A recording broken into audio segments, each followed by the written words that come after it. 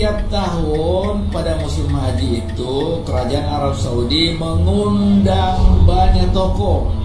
Ada teman saya pernah mengatakan pada saya diundang oleh kerajaan Arab Saudi untuk menunaikan haji. Saya difasilitasi dan macam-macam lah, dan bertemu dengan raja. Nah, sama juga Anies Baswedan. Nah, kenapa dibuatkan poster bahwa dia pengibul dan lain sebagainya? Saya kira ini fitnah yang sangat kejam. Dan bulan Bung Karno menjadi Halo guys, selamat datang kembali di channel Pasti Bisa. Bagaimana kabar kalian? Mudah-mudahan semuanya dalam keadaan segar bugar, sehat walafiat. Oke guys, pada kesempatan kali ini saya akan menampilkan beberapa kompilasi yang tentu sedang viral saat ini. Di dalam video kali ini ada beberapa kompilasi dari beberapa tokoh politik. Salah satunya sudah pasti akan kita bahas, yaitu Bapak Yohanis, dengan kelakuannya ataupun jejak rekam jejaknya. Nah, kali ini ada yang lebih seru lagi dari video-video sebelumnya. Di sini nanti kalian akan melihat, dan mudah-mudahan video ini juga menjadi sebuah pertimbangan bagi kalian yang masih istilahnya masih belum menetapkan pilihan capres kalian. Mudah-mudahan dengan video ini kalian bisa semakin yakin lah, semakin bertambah yakin untuk menetapkan pilihan capres kalian. Oke guys, nggak usah berlama-lama lagi, mari kita lihat videonya.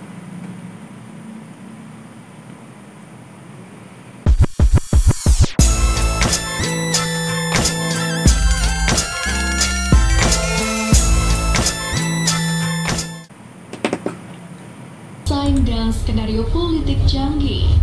Kita mencita-citakan Indonesia adalah negara untuk semua anak bangsa.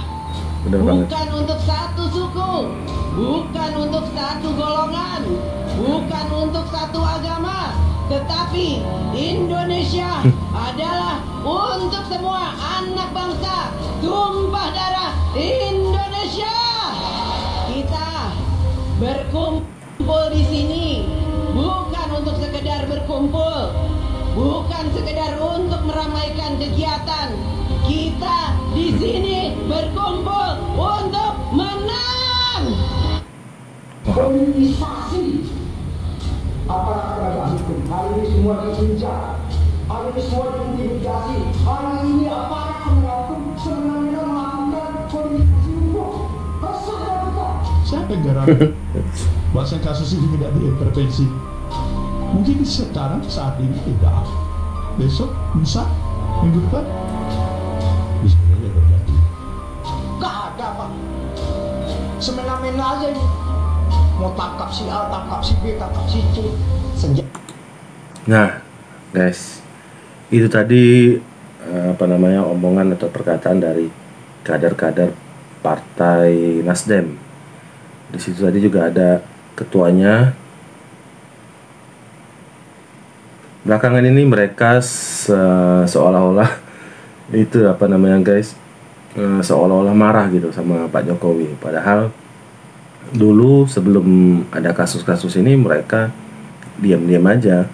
Mereka malah seolah mendukung banget Pak Jokowi. Giliran kebongkar semua, ya di sini kan bisa kita lihat karakter dari sebuah partai ya guys. Jadi kalian mudah-mudahan sudah nggak tertipu lagi. Giliran nggak ada kasus, mereka seolah-olah mendukung banget. Tapi giliran benar-benar ada kasus, ya itu tadi, marah-marah seolah-olah pemerintah itu ikut campur. Seolah-olah pemerintah itu atau khususnya Pak Jokowi itu sengaja menangkap salah satu menterinya yang dari Partai Nasdem itu. Padahal harusnya mereka itu berkaca, introspeksi diri. Kalau nggak mau ditangkap ya nggak usah bikin masalah, gitu aja. Kacau. Ayo kita lanjut lagi guys. Menko Minfo Johnny G. Plate sebagai tersangka oleh Kejaksaan Agung. Situasi di Partai Nasdem seperti kawah yang membara dan bergolak, panas dan membakar jiwa pada kayak cacing kepanasan kali guys.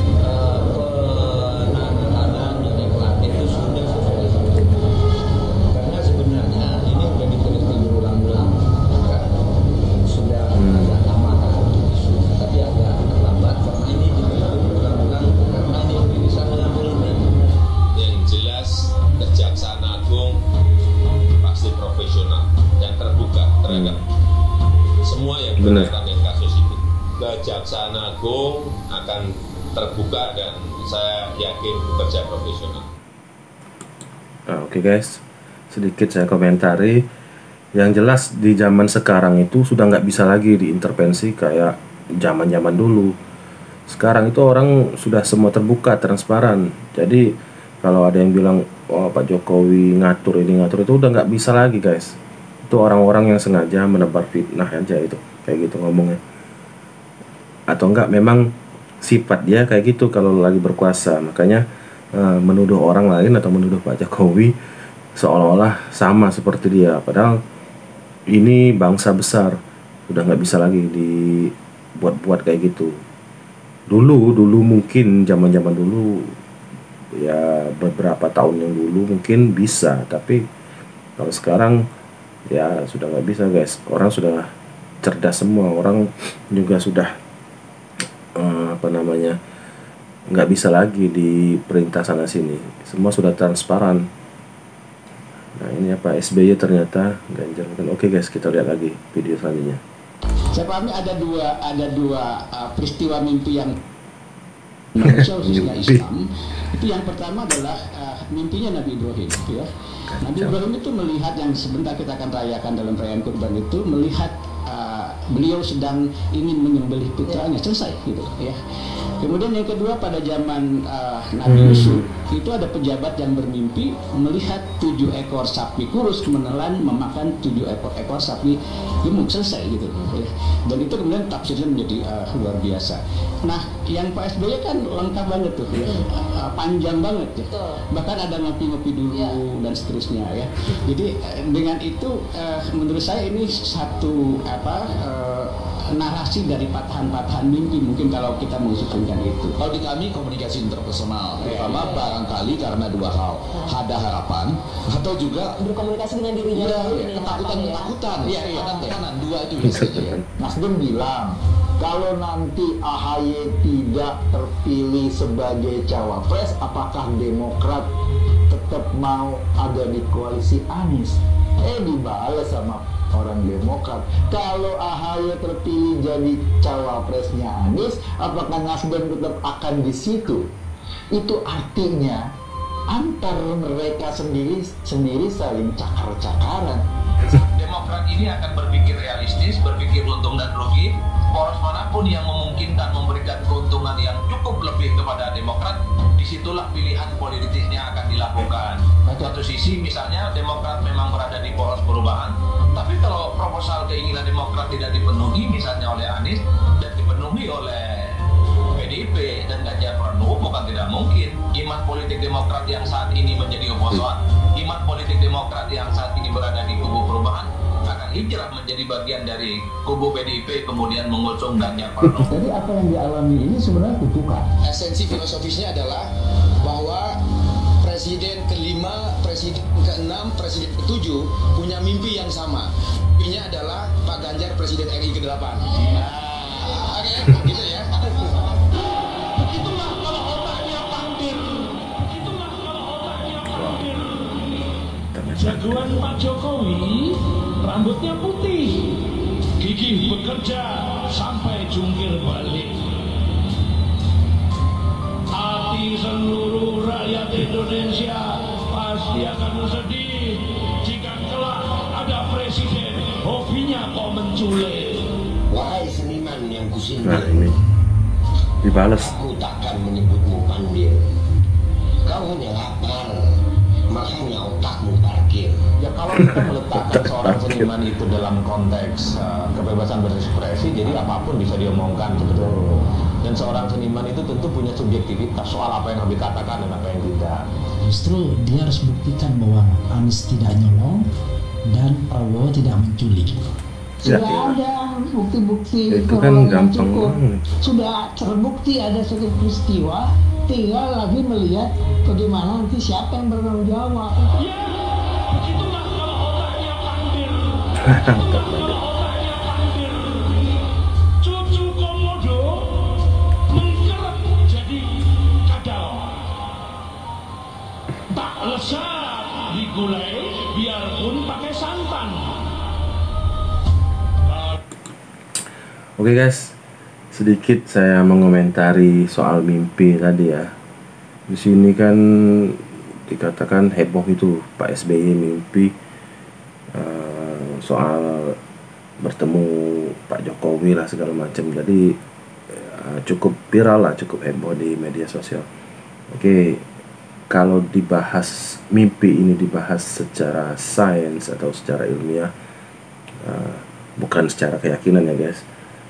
Kalau kita mau bahas secara sains, mimpi itu ya itu tadi kurang lebihnya berasal dari beberapa data memori di otak kita yang istilahnya naik ke permukaan dan terbaca oleh pikiran. Jadi muncullah gambaran-gambaran tentang apa yang sudah ada di dalam data otak kita. Data itu ya bisa berasal dari mana aja, bisa berasal dari ingatan, memori, entah itu buku atau mungkin hayalan atau macam-macam. Selama kita hidup itu otak kita ini menyimpan banyak data, nggak kebayang, nggak kehitung berapa banyak data. Soalnya mulai dari bayi, bahkan ada beberapa ilmuwan yang mengatakan bahkan mulai dari bayi di dalam kandungan itu otak sudah menyimpan memori data. Jadi kalau bicara soal mimpi menurut sains itu hanyalah sebuah gambaran dari memori kita, data kita. Kalau lebih diperdalam lagi sih mimpi itu ini berhubungan erat dengan perasaan. Jadi misalkan kita mimpi dapat ketemu uang banyak gitu, itu perasaan kita, mungkin kita sedang merasa kekurangan uang, jadi ada muncul keinginan, berhubungan dari situlah munculnya mimpi. Nah, bisa kita simpulkan berarti kalau Pak SBY Pak SBY bermimpi ketemu Pak Jokowi, itu ya bisa kita simpulkan memang data di kepala beliau ya ada Pak Jokowi, ada Bu Mega, ada segala macam ada. Jadi ya nggak khusus juga, nggak spesial juga menurut saya. Ya itu balik lagi itu secara ilmiah ya guys. Kalau secara keyakinan saya no comment. Oke, kita lanjut lagi guys. Pemimpin modalnya cuma transaksional, dijamin bukan tauladan kelas negarawan. Publik kecewa, Raja Salman pelontarkan Anies ngobrol di emperan, kelihatan banget bohongnya.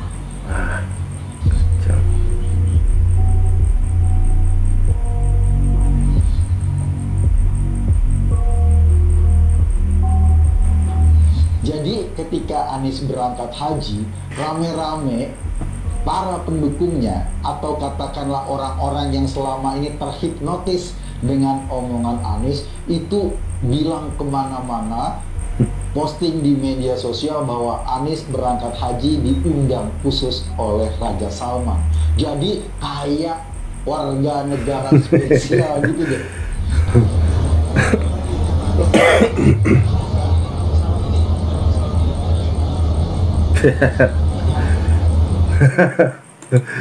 Nah, oke guys, kenapa video Yohanes berhaji saya angkat-angkat lagi?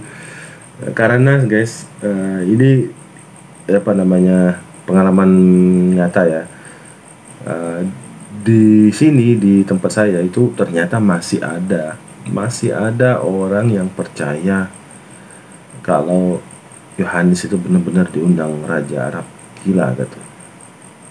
Terus saya lihat juga ada di beberapa medsos orang yang komentar itu benar-benar yakin sampai sekarang.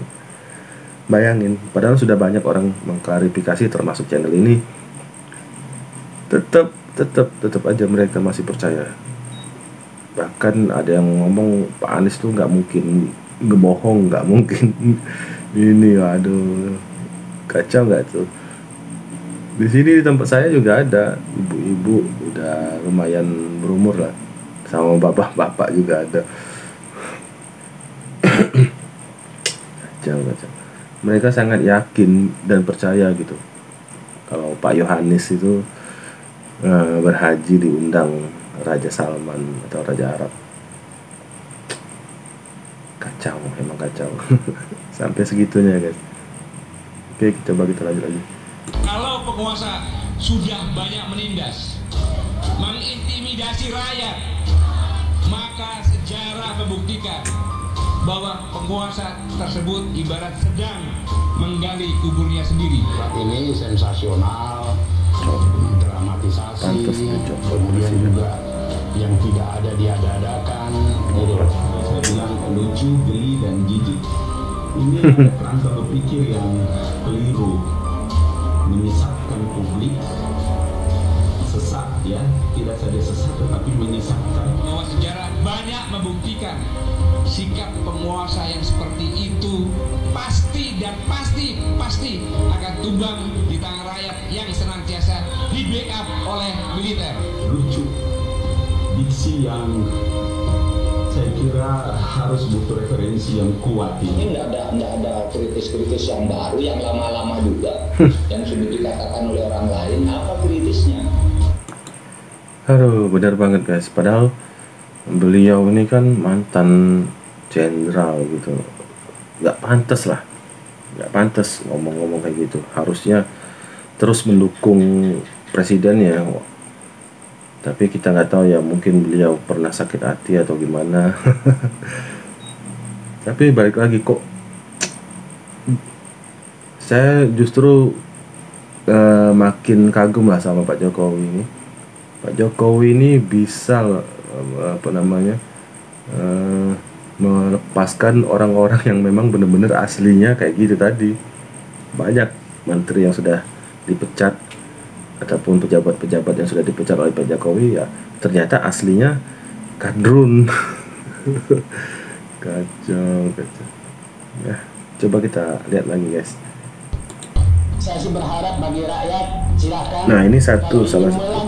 Memilih yang melanjutkan, maka Anda siap-siap akan bayar utang lagi. Nah, rakyat selalu menyatakan ke saya, Saidi, ngapain sih lu pusing-pusing bayar utang? Kamu kan nggak pernah bayar utang. Ini publik harus paham bahwa bayar utang itu menyebabkan tarif listrik naik, BBM naik, pupuk tidak ada, kemudian jalan rusak, dan tadi jalan rusak udah 31%, tidak ada uang lagi, gedung SD bocor, dana kesehatan kurang. Dia nggak paham itu. Dia nggak paham bahwa gara-gara utang lah itu terjadi.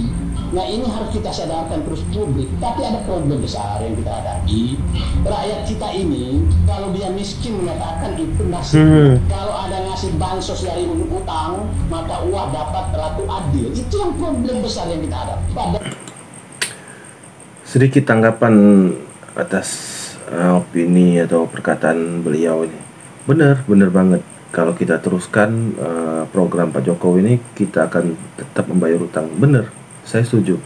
Tapi ingat, utang itu bukan saja dari Pak Presiden, Pak Jokowi, tapi utang itu berasal dari presiden sebelumnya.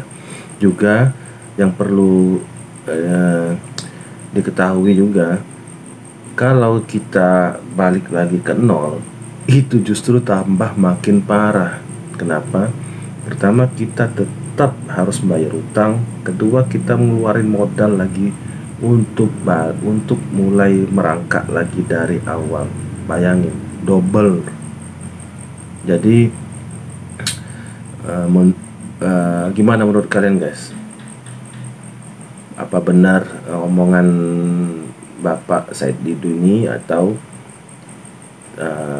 setuju dengan tetap melanjutkan kinerja Pak Jokowi? Tulis di komentar ya guys, biar kita tahu siapa aja yang setuju atau enggak. Oke guys, coba kita klik lagi. Utang itu dibagi-bagi 600.000 per 3 bulan dari hasil utang, tapi dianggap ini ratu adil. Dan mungkin itulah penyebabnya, karena disukai kemana-mana pun lempar-lempar, lempar kaos, kelempar apa. Ini yang harus berat sekali kita hadapi. Saya ulangi, rakyat kita menyadari bahwa kemiskinan itu adalah nasibnya, dan kalau ada yang mengasih bahwa itu adalah ratu adil datang, itu yang harus dihentikan. Bahwa sebenarnya dia kira kalau nggak melanjutkan nggak bayar utang gitu. Kacau. Dia kira kalau nggak melanjutkan program Pak Jokowi, utang lunas. Kalau hanya nyorot seperti itu ya sulit ya kita berbicara tanpa angka-angka. Kemudian masalah utang, pada saat kita dilantik, utang itu berada pada posisi 2.700 triliun. Bunganya kurang lebih 250-an triliun per tahun. Ya dihitung aja angkanya. Yang paling penting menurut saya, utang pinjaman itu harus dipakai untuk hal-hal yang produktif. Manfaat harus ada. Kalau orang berbicara dengan angka-angka. Nah, jadi kalian harus tahu guys, baru di zaman Pak Jokowi ini, hutang itu benar-benar dipakai untuk pembangunan, dan sangat-sangat kelihatan. Kalau sebelum-sebelumnya kita nggak tahu ya, entah dipakai beneran atau separuh dipakai separuh enggak. Yang jelas tetap berhutang. Jadi nggak ada satu presiden pun yang nggak ngutang. Ingat itu ya, nggak ada ceritanya satu presiden pun yang nggak pernah ngutang. Tapi baru di era Jokowi, hutang itu benar-benar dipakai buat membangun.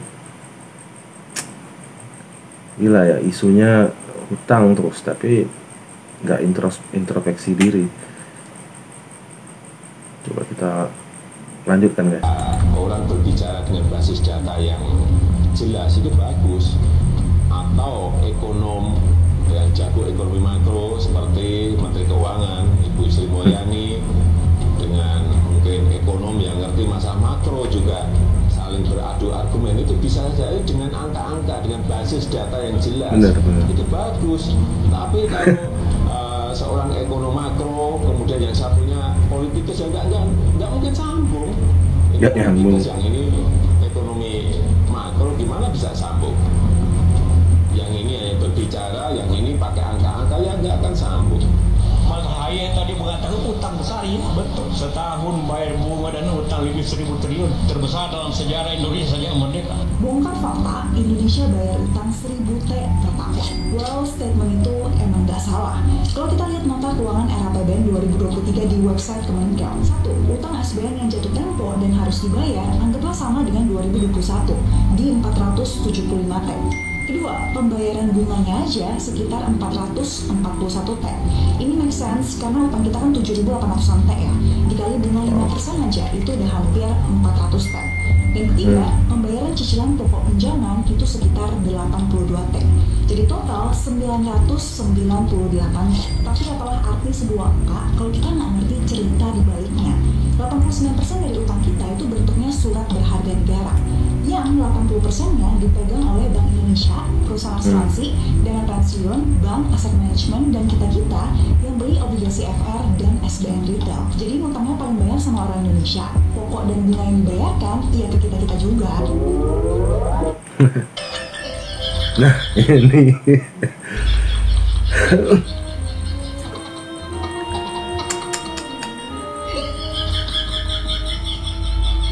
Di sana masih sempat-sempatnya ngibul. Aduh, parah.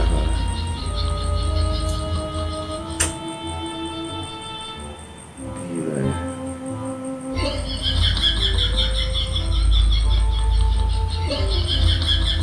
Demi berkuasa, segala macam cara dipakai.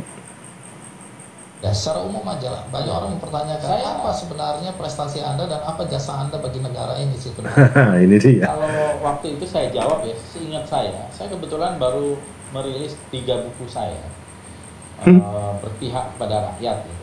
Jadi 2014, 2015, 2015, 2016, 2017 dan seterusnya. Pokoknya 3 buku tebal.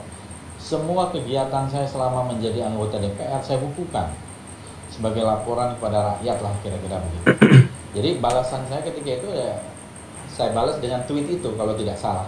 Tapi kalau ditanya apa jasa Anda bagi bangsa dan negara yang paling Anda ingat? Saya nggak tahu ya. Kacau. Kacau. Ditanya apa namanya hasil kerjanya selama ini, jawabnya nggak tahu. Wow. Parah. Malah bilangnya dituliskan di buku, ya orang tinggal jawab aja kan, tinggal ditanya apa prestasinya tinggal jawab aja, saya pernah bikin ini, saya pernah ini, saya kunjungi, tinggal jawab aja. Jadi dia aja bingung, bayangin guys. Nah, ini apa lagi nih, coba kita ajak teman-teman NTT, Papua, Maluku. Gila, kok kenal dia tadi kita? Oh, lagi. Begini, kok sih kenal? Kok siapa kan? Ajak anak-anak Maluku, Papua, Sulawesi untuk bergabung dukung Anies. Kau siapa coba? Dari pelosok mana datang tiba-tiba masuk tender seperti dengan Anies? Kok gila? Kok gila sama dengan Anies? Jakarta bisa urus satu Indonesia. Ini kita hanya kenalin Bapak Jokowi, Bapak Pembangunan. Itu saja yang lain lewat. Sama Maluku, sekarang kita ada di Papua sekarang. Ajak Maluku, Papua, Sulawesi. Ada kaca. Kalau ada kaca, kok berkaca loh? Malas bicara. suruh berkaca dulu. Kenapa Partai FIS di luar dugaan bisa menang pemilu pada waktu itu? Dilihat dari jaringan partai, itu bukan partai dengan jaringan paling hebat. Dilihat dari ketokohan, tidak ada tokoh-tokoh menonjol yang tersebar di berbagai daerah. Dilihat dari pendanaan, sangat biasa. Ternyata di antara berbagai faktor, ada satu faktor yang pada waktu itu punya peranan dan ditunjukkan oleh satu analisis, yaitu Partai FIS punya satu jaringan yang tidak terlihat, yang ketika jaringan itu bekerja, hasilnya sungguh dahsyat. Dan jaringan itu adalah masjid. Menolak lupa pilkada Jakarta waktu itu, maka tidak menerima bangki orang munafik pendukung.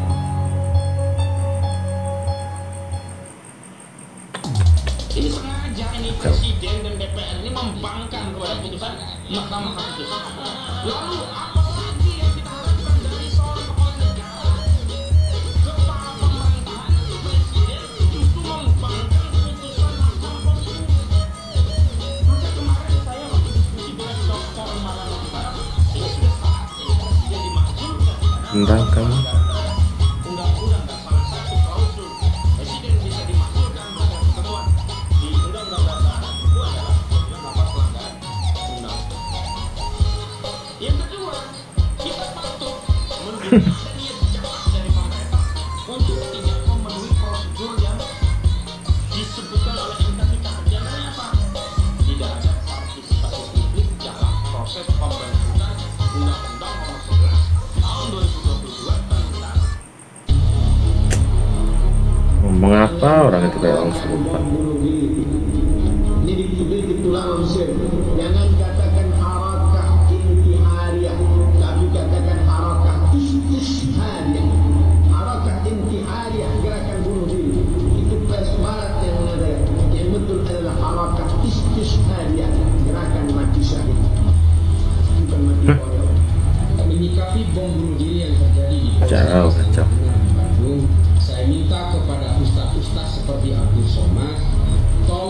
hentikan membuat fatwa-fatwa yang justru memancing orang untuk ingin membinasakan orang lain, seperti fatwa dia tentang jihad istishhadiyah. Mohon hentikan ini karena Islam tidak mengajarkan seperti itu. Anda kalau memang betul-betul menjadi ustadz, ajarkan kesejukan kepada umat. Jangan giring umat kepada aksi-aksi untuk melakukan kekerasan atas nama agama. Fatwa-fatwa yang Anda sampaikan itu justru membuat Islam ini semakin berkesan identik dengan aksi terorisme. Apapun ajaran Anda, apapun tafsir yang Anda pegang, tolong jangan giring kami kepada arah kebencian, caci maki, kekerasan yang justru ingin memberikan kebinasaan-kebinasaan kepada orang lain, termasuk menghalalkan darah orang lain atas nama agama. Saya minta hentikan semua ini sebelum Anda sendiri kemudian menyesal karena Islam ini akan terpuruk karena fatwa-fatwa yang Anda keluarkan itu. Betul-betul ini akan menggiring umat kepada arah perpecahan dan pertikaian. Bener banget guys. Sedikit komentar untuk ustadz-ustadz yang membuat fatwa-fatwa membenarkan tindakan bom bunuh diri itu kacau. Kalau nggak gini aja, suruh mereka-mereka yang nyuruh itu untuk ngelakuin duluan deh. Kalian jangan bodoh gitu, jangan mentang-mentang upahnya, dibilang upahnya surga segala macam. Suruh aja yang bikin fatwa itu ngelakuin duluan. Berani nggak dia?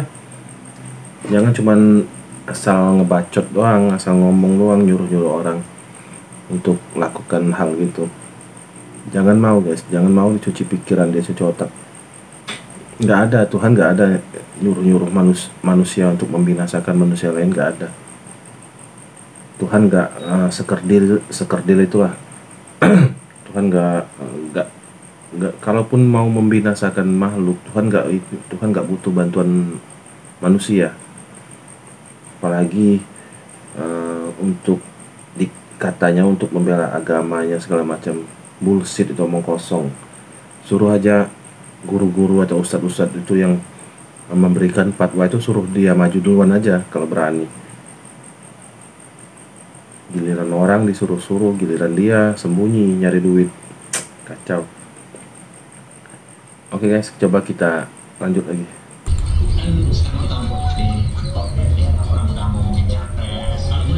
Waktu 2019, 2014 itu presiden yang dipilih siapa? Saya, Jokowi sekeluarga saya. Oh ini rapat sopir Grab nih kayak. Kenapa milihnya Ahok bukan Anies? Ya kan kalau Ahok kan kerjanya kan ketahuan bos. Hasilnya kan ketahuan. Bener. Kalau Anies, Anies emang diago, betul. Tapi hanya diago pertama-tama. 2024 siapa yang berbicaranya? Kan banyak ada calon tuh. Iya, adanya ya siapa yang habis yang di estafetnya kan? Ya, pilih aja lah. Loh, memang yang lain kayak ada nggak bisa Israel, nggak mau ada Israel, nggak bisa. Bener banget guys. Aduh, Yohanes itu kalau mau dibanding-bandingin, nggak usah jauh-jauh deh, nggak usah sama Pak Jokowi, nggak usah kejauhan, sama Ahok aja gitu, sama Ahok aja gitu, mental ya. Ahok itu ya kurangnya gitu tadi, dia nggak bisa nahan untuk menahan. Kalau dia melihat suatu kebohongan, dia akan jujur ngomong itu bohong. Itu Ahok itu gitu, ceplos, tapi ya beneran kerja, beneran istilahnya apa yang dia kerjakan bener-bener terbukti. Dan dia juga, Ahok juga nggak suka dengan orang-orang yang korupsi segala macem, koruptor atau apapun itu. Makanya banyak dari orang-orang yang takut keran rezekinya ketutup, ya jadi bikin berita bohong sana sini biar masyarakat kemakan isu dan membenci Ahok. Ya itu tadi, bawa-bawa agama. Salah satu contohnya bawa-bawa agama. Ahok itu ya sayangnya kepleset di situ aja. Kalau enggak ya tetap sampai sekarang Kalau mau dibanding-bandingin mah lawan Ahok aja lah, nggak usah jauh-jauh, nggak usah Pak Jokowi, lawan Ahok aja lah. Kalian sendiri bisa menilai. Oke guys, coba kita lanjut lagi. Iya, Ahy nggak terlampau dianggap sebagai orang yang gitu. Dia nggak dianggap ada untuknya buat Anies yang bisa menambah elektabilitas. Kalau memang Ahy dianggap mampu menangkan Anies, ngapain capek-capek nyebut Mahfud MD, nyebut Andika Perkasa, nyebut Bu Hovifa dan seterusnya. Jadi bagi Anies, Ahy ini tidak terlampau meyakinkan untuk bisa berdampingan dengan Anies. Padahal syarat koalisi, salah satu yang saya tangkap dan dibaca dalam koalisi perubahan itu syaratnya adalah menang. Iya, sekarang tadi udah jelas tuh. Siapa sih cawapresnya? Yang penting menang. Kan pertanyaan orang awam lah, berhutang di Candi Amat. Kenapa Ahy nggak berhutang? Ini nggak meyakinkan orang jadi pendamping Anies. Makanya Nasdem sibuk ngomong Hovifa, karena Hovifa dianggap melengkapi secara teritori. Jawa Timurnya dapat NU-nya dapat sesuatu yang dianggap menjadi kelemahan. Kan gitu. Saya di berbagai tempat ngomong ini, tapi bagi Demokrat dianggap provokatif. Karena provokatif, ya ini sama halnya Demokrat nggak dianggap sudah total loyalitasnya diberikan kepada Anies sebagai kandidat capres. Tapi Anies nggak diumumkan sebagai kandidat dalam waktu itu kan menyakitkan. Pikir apa yang merasuk kalian? Saya tidak bisa membayangkan bagaimana bisa seseorang yang bernama Joko Widodo, Bapak Presiden Republik Indonesia kita, ikon kita, harkat martabat bangsa kita, yang kalian caci maki, kalian hina. Tidak dipikir. Kami, Anda ingat bukan? Indonesia Timur, Papua identik dengan kemiskinan, ketertinggalan dari berbagai aspek, betapa mahalnya harga-harga barang, betapa langkanya BBM, betapa langkanya sinar listrik yang telah kalian alami selama bertahun-tahun lamanya, puluhan tahun. Hanya dengan seorang yang kalian hina, Joko Widodo. 5 tahun yang lalu beliau sempat datang pertama kali di Jayapura dan beliau menyaksikan pertemuannya itu, dan beliau berjanji di hadapan kami bahwa beliau akan datang minimal 1 tahun 3 kali, dan beliau membuktikan hal ini. Saat itu juga kami benar-benar merasakan ada titik harapan, ada jawaban doa dari Tuhan melalui sosok beliau, dan beliau melakukan semua kemajuan yang begitu pesat dan perubahan yang begitu signifikan di tanah Papua. Lantas kalian ingin merampas semua itu dari kami. Selama puluhan tahun kami menderita, dan baru 5 tahun belakangan ini kami betul-betul mendapatkan semua berkat harapan dari Tuhan melalui Joko Widodo yang kalian hina. Maka secara tidak langsung kalian juga menghina kami. Kalian mencibir kami, bahkan kalian mengantar kami, masyarakat Indonesia Timur. Karena bagi kami, Jokowi merupakan bagian yang terpisahkan dari harapan kami selama ini. Berusaha orang yang begitu tegar seperti Bapak Joko Widodo, mungkin dikarenakan dia memang seorang yang memang terlahir dalam jalan susah, teramat miskin di bantaran kali. Orang seperti demikian yang terbiasa dengan kehidupan yang amat miskin dan susah, dan selalu mengalami penderitaan, dan selalu dalam pandangan sekelilingnya beliau dengan identik kemiskinan, kesengsaraan, akan membentuk jiwanya serba sensitif, penuh kepedulian, dan itu terpatri dalam bentuk mentalitas beliau yang bisa sering kalian lihat dengan cara belusukannya beliau. Bahkan setiap bencana alam, daerah yang terkena, selalu beliau datangi.